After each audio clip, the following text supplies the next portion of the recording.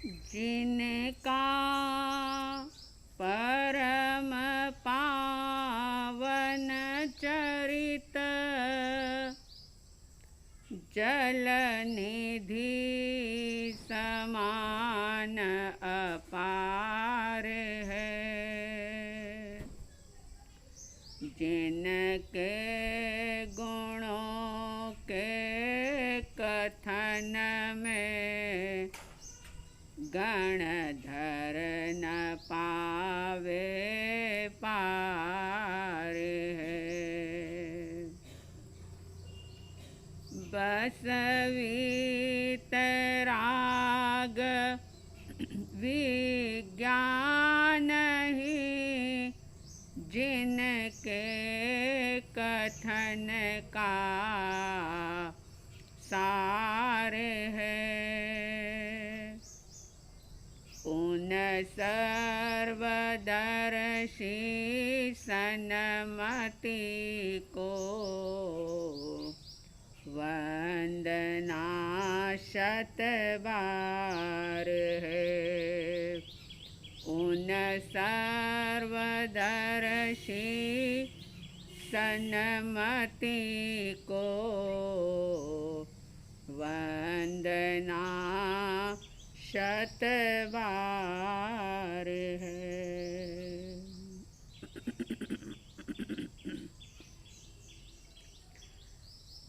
श्रद्धालु जिज्ञासु श्रोताओं, आत्मसिद्धि शास्त्र जो श्रीमद् राजचंद्र जी के द्वारा आत्मार्थी जीवों के लिए, मुमुक्षु भव्य आत्माओं के लिए करुणा की दृष्टि से रचा गया, लिखा गया, ऐसे आत्मसिद्धि शास्त्र का स्वाध्याय, पारायण, चिंतन और मनन करके हम आत्म सुख के नवनीत को प्राप्त कर रहे हैं।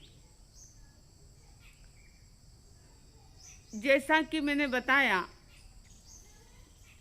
कि इस आत्मसिद्धि शास्त्र को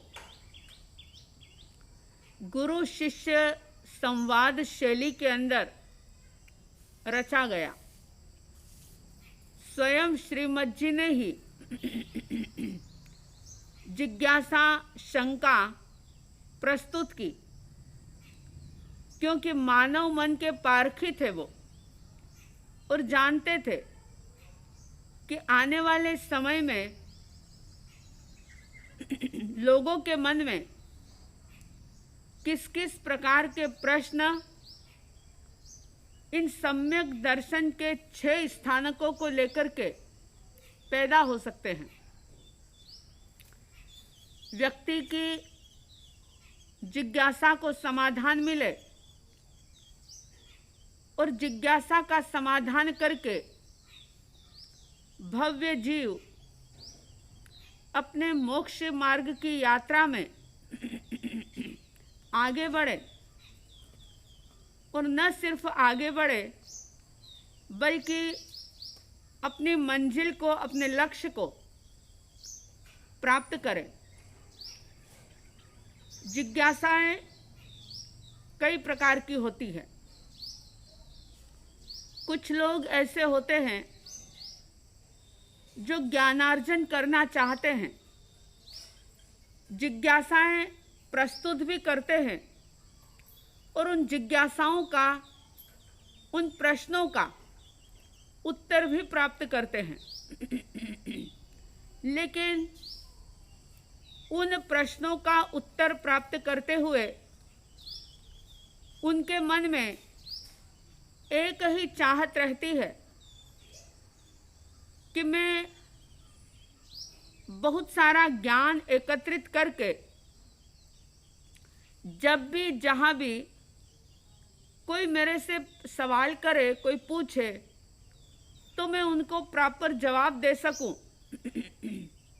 मैं अपनी विद्वत्ता का प्रदर्शन कर सकूं, लोगों की दृष्टि में मैं एक ज्ञानवान, विद्वान या पंडित साबित हो सकूं, बस इसके लिए वो सूचनाएं, वो ज्ञान अपने मस्तिष्क में एकत्रित करते चले जाते हैं। उस ज्ञान से, उस जानकारी से, उन सूचनाओं से उनका स्वयं का कोई कनेक्शन नहीं होता। वे स्वयं को उन चीज़ों के साथ जोड़ते नहीं, सिर्फ या तो किसी दूसरों की परीक्षा लेने के लिए या अपने आप को एक अलग साबित करने के लिए या फिर दूसरों को वाद विवाद में, शास्त्रार्थ में हराने के लिए, अपने आप की प्रतिष्ठा कायम करने के लिए वे अपने उस ज्ञान का उपयोग और प्रयोग करते हैं। लेकिन सही मायने में जो मुमुक्षु होता है, जो आत्मार्थी होता है, उसके अंदर जो भी जिज्ञासाएं पैदा होती है, उन जिज्ञासाओं को समाधान प्राप्त करके, जिज्ञासाओं का सही तरीके से निवारण करके जो भी ज्ञान वे प्राप्त करते हैं, जो भी अपनी धारणा मान्यता को जो उल्टी थी उसको सीधा करते हैं, तो उसका संबंध किसी दूसरे से नहीं होता, बल्कि उसका संबंध स्वयं से होता है।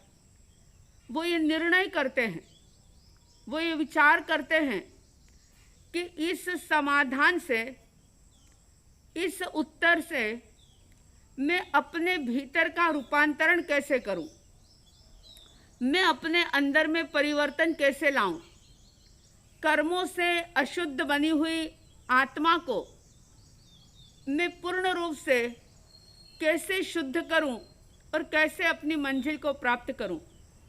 ये सोच, ये चाहत उनकी होती है।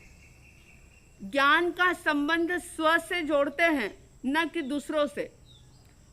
उनका समाधान प्राप्त करने का उद्देश्य ना तो किसी की परीक्षा लेना होता है, ना सिर्फ ज्ञान बांटना होता है। उनका उद्देश्य तो ये होता है कि सही मार्ग को प्राप्त करके मैं कैसे अपने स्वयं की, आत्मा की, स्वयं की मैं सिद्धि प्राप्त कर सकूं। सिद्धि का मतलब कोई चमत्कार से नहीं है।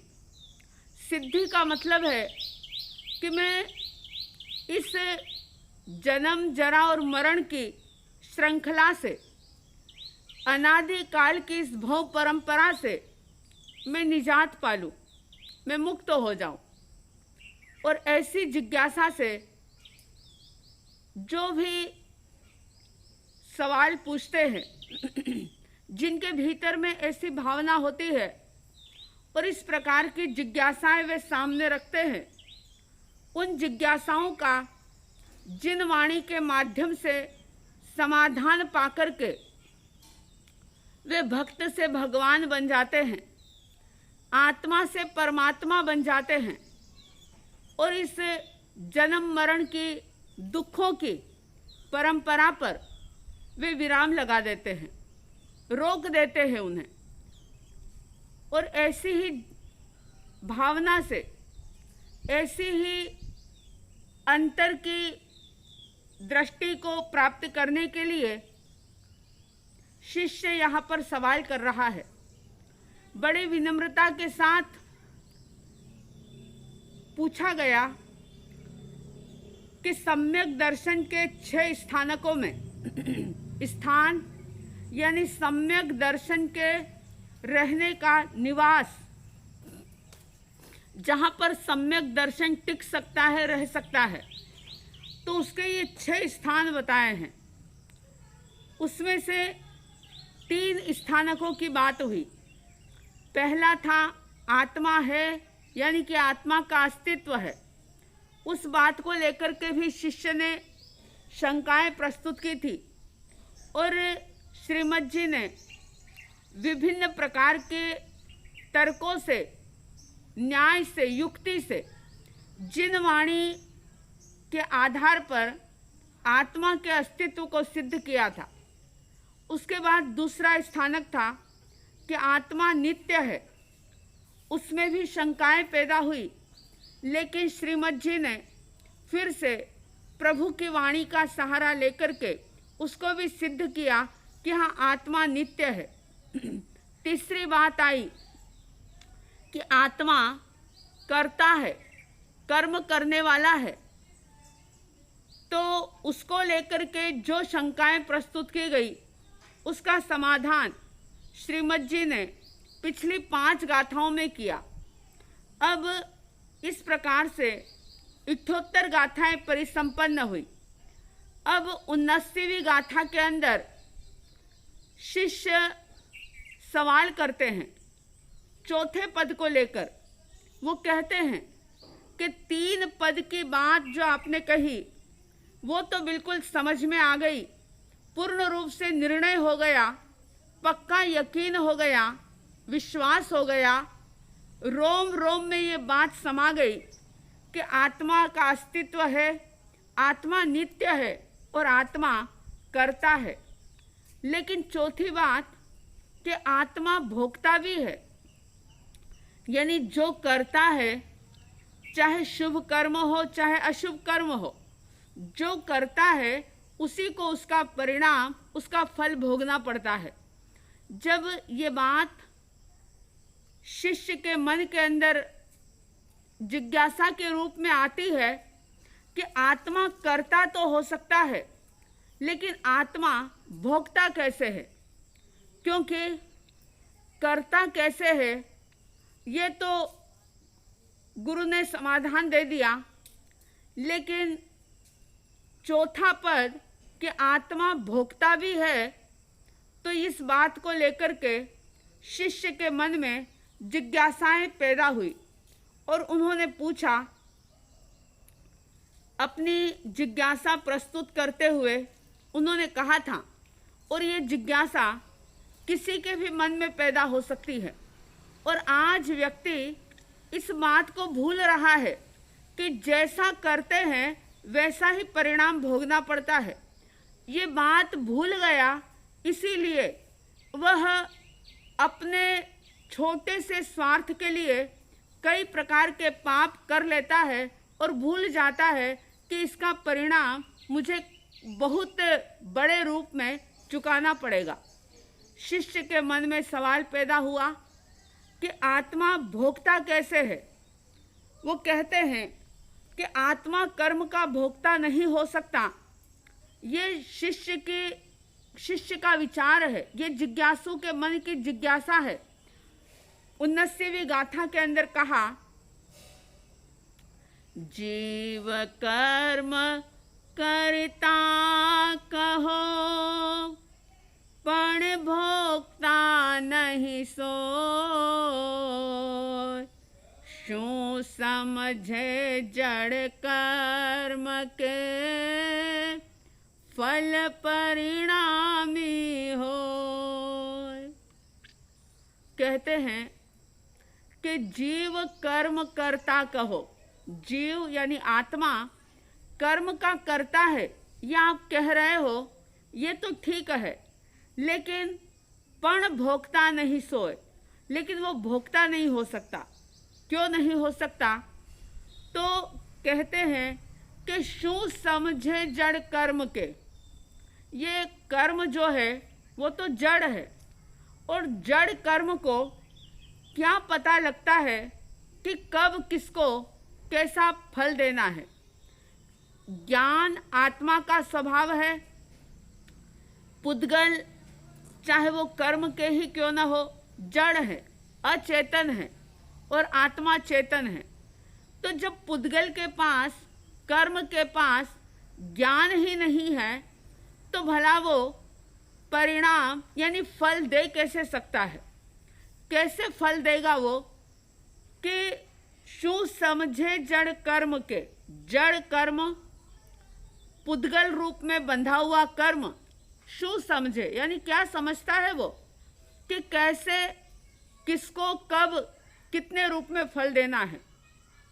ये बात सुनते हुए या पहले आप लोगों के मन में भी आई होगी या आ सकती है कि बात तो सही है कि जब कर्म के पास ज्ञान ही नहीं है, ये तो मान लिया कि आत्मा विभाव परिणाम के द्वारा कर्मों का बंधन करती है, लेकिन कर्म बंधने के बाद उन कर्मों को क्या पता कि ये इसका फल ज्ञानावरणी के रूप में देना है, इसका फल दर्शनावरणी के रूप में देना है।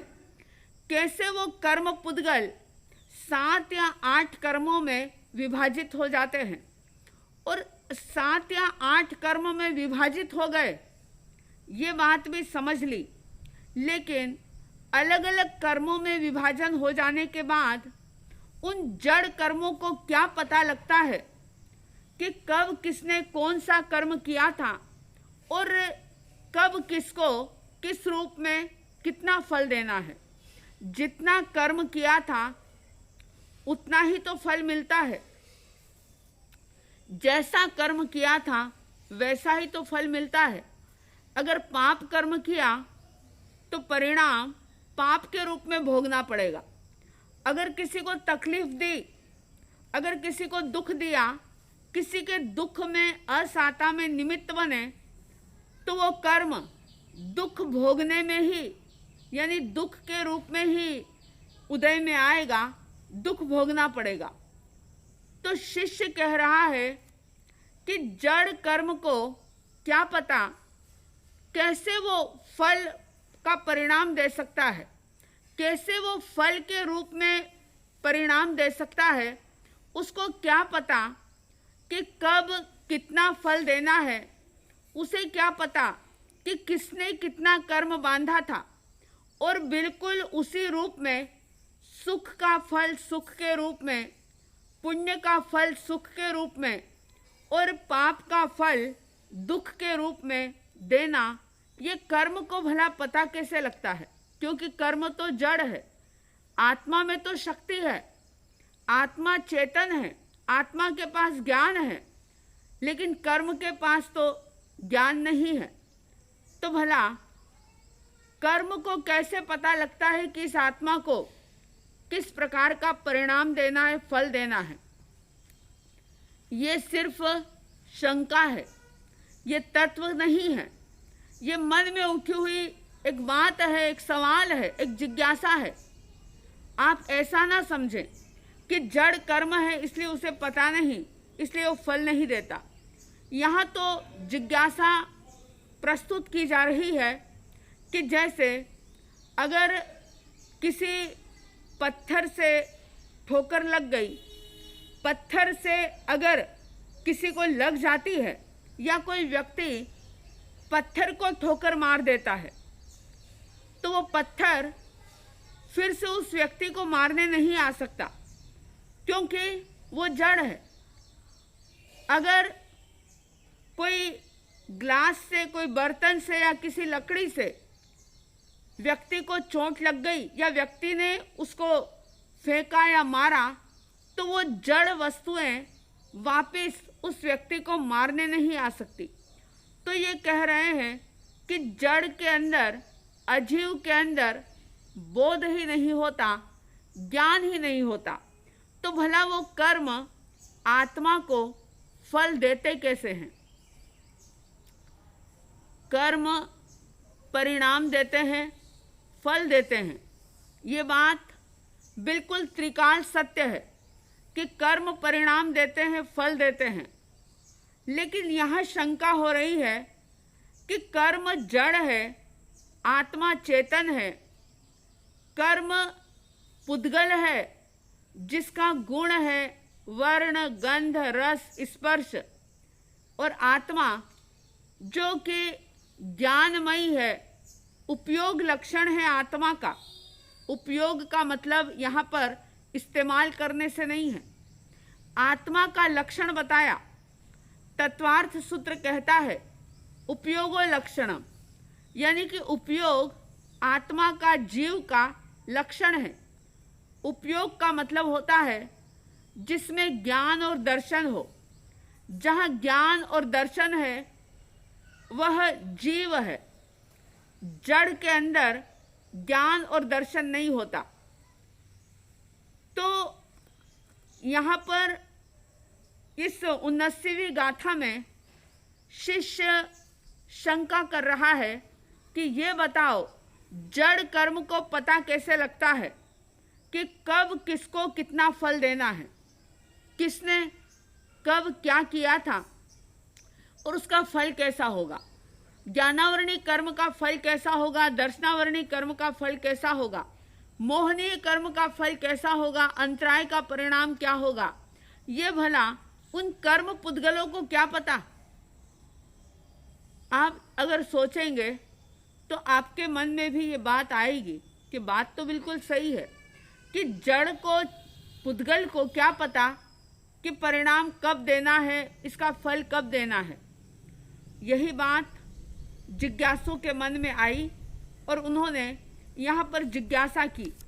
और इतना ही नहीं, ये 79वीं गाथा, 80 और 81वीं 3 गाथाओं के अंदर इसी बात को लेकर के जिज्ञासा प्रस्तुत की गई है कि कर्म का परिणाम कैसे मिलता है, जड़ कर्म क्या जानता है कि कैसे फल देना है, सुख रूप कर्म का, पुण्य रूप कर्म का परिणाम क्या होगा और दुख यानी पाप रूप कर्म का परिणाम क्या होगा। ये भला कर्म के पास जब ज्ञान ही नहीं है तो वो कैसे दे सकता है। आगे और भी 2 गाथाओं में किस प्रकार की जिज्ञासाएं आती है और फिर सारी जिज्ञासाओं को समाहित करते हुए श्रीमद् जी किस प्रकार का समाधान देते हैं, आप सुनेंगे तो ज्ञात होगा। इन्हीं शुभ और मंगल भावनाओं के साथ जय प्रभु महावीर, जय गुरु आनंद।